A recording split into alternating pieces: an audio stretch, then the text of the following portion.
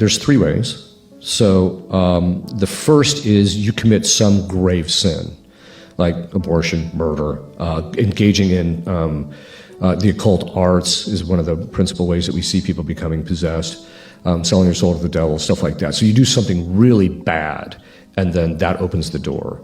In the Catholic sphere, we call it a mortal sin, something that's really grave that you commit, and those sins can open you up to diabolic influence. Now, the way it works, though, is because Christ has perfect power over the demons, we open the door, but to be able to step across the threshold, Christ has to give them permission. So most people who do stuff that's really bad don't become possessed because of the fact that Christ just doesn't allow it, because it's not going to be good for the person, ultimately. Even though they've opened up the door. So they've done something really bad. That's about 50% of our caseload is that. And do you ask about the person's history? Because we want to know what could be the cause of the entry. Because if we know how the demon got in, a lot of times that's going to tell us how you're going to get him out. And so we very often want to know that specific kind of information. The other 50% roughly is something really disordered or grave has happened to you. So for example, one case that I worked on, the woman was run over by a car. Her sister ran her over with a car. About 50% of our caseload are women who have been raped, molested, psychologically or physically abused in a grave fashion. And that disorder is the domain of the diabolic, and so that opens the person up to getting possessed, the woman getting possessed. And people say, well, that doesn't seem fair. Well, that's true in one sense. On the other hand, Christ permits it, and what you find very often is as those, especially the women, you'll find this, as they climb their way out, they become some of the most holy people you'll ever meet. When we begin to talk about demonic influence, possession, or spiritual oppression, we must move away from fear-based thinking and step into structured understanding, because the spiritual realm, according to Scripture, is not chaotic, it is governed.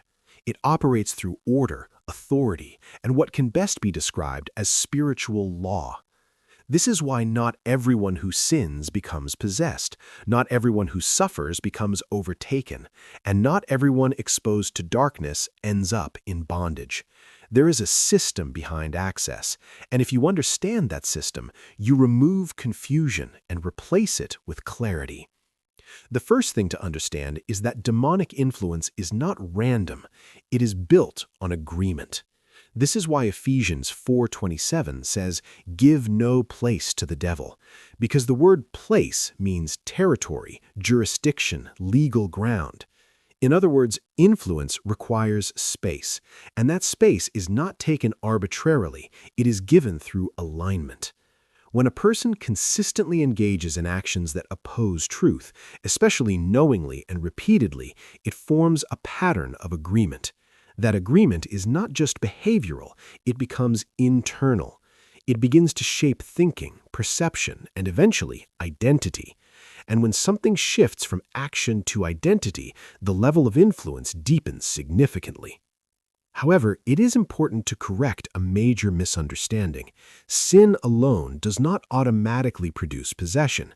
If that were the case, the world would be filled with people completely overtaken. What sin does is open a door, but a door is not the same as entry. There are boundaries that still exist, and this is where divine sovereignty and spiritual law intersect. Even in Job 1:2, we see that there are limits, there are constraints, there are lines that cannot simply be crossed without restriction.